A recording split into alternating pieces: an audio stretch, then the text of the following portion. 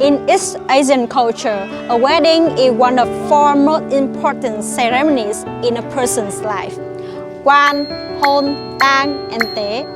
So, have you ever wondered what a traditional Vietnamese wedding looks like? Today, I'm taking you a wedding in northern Vietnam. And let's see what makes it special. Let's dive in. The camera captures our love, like the whole world is blessing us now. In a white dress, dancing so free, you and me, our wedding memories.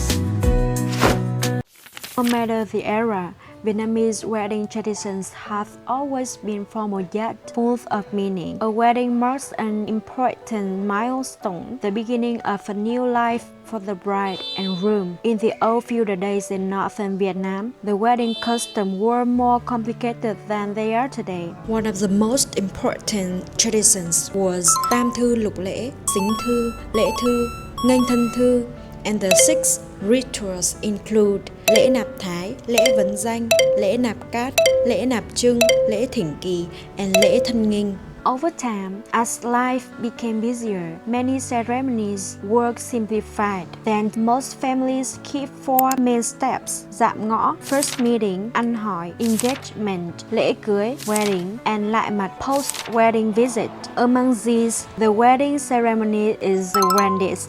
The wedding held at the groom's house is called Tân Hôn, while the one at the bride's house is called Vu Quy. These names have distinguished where the main ceremony takes place. Tân Hôn means new marriage, the main celebration where the groom's family officially welcomes a new member. Vu Quy means sending the daughter off to her husband's family, showing gratitude and love from her parents and entrusting her to her new family.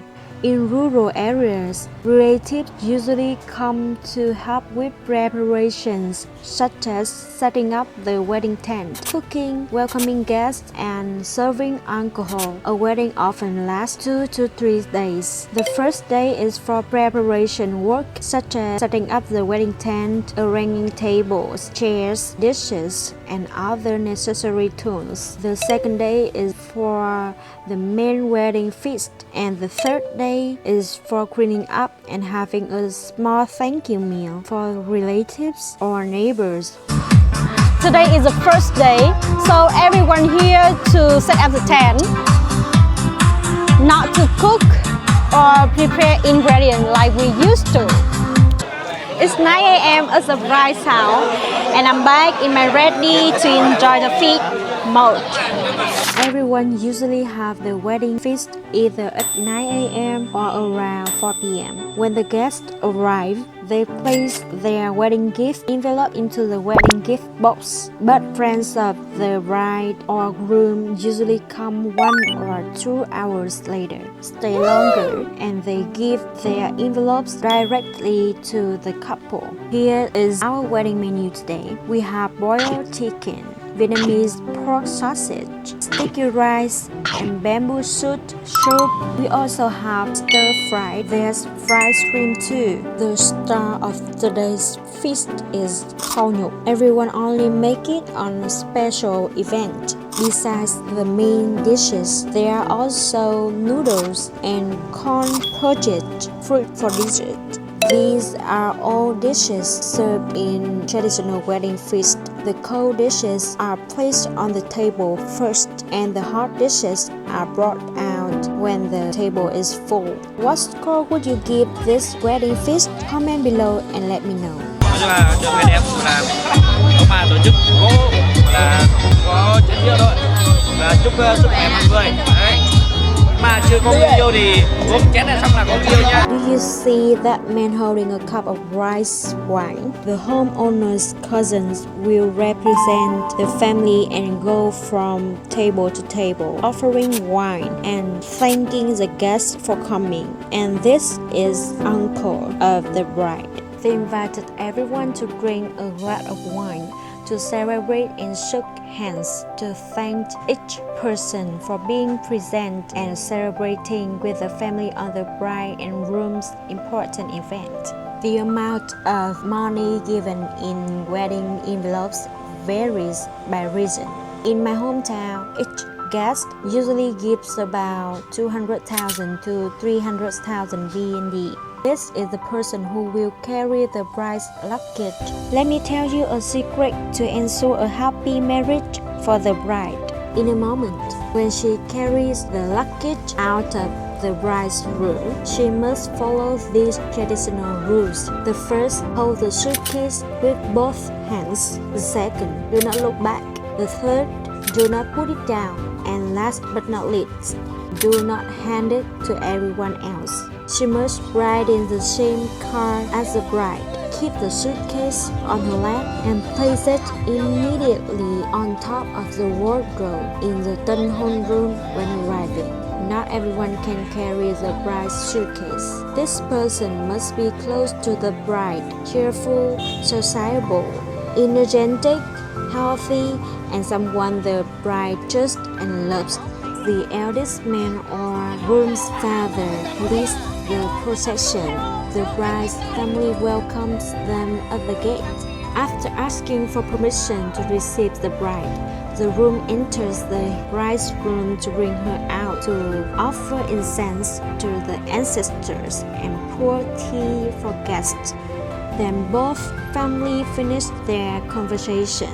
Everyone moves to the stage area for a small ceremony to thank relatives and friends.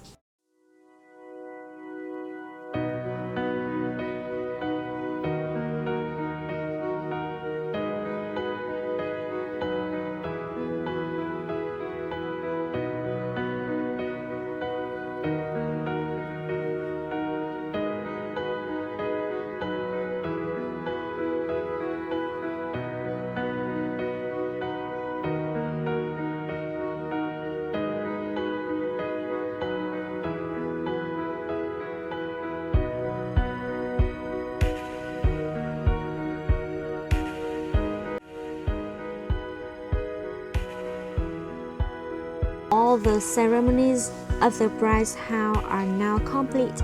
It's time for the groom's family to escort the bride to her new home. The mother traditional cannot escort her daughter to the groom's house because in the old belief, a daughter getting married is like pouring water, meaning she becomes part of her husband's family. Mothers often cry because they feel emotional, and crying is considered unlucky. If the bride's parents escort her while crying, people believe the couple's future marriage may not be smooth. Bride's family also brings small change, rice, and salt to scatter along the way to pray for luck, safety, and prosperity for the couple.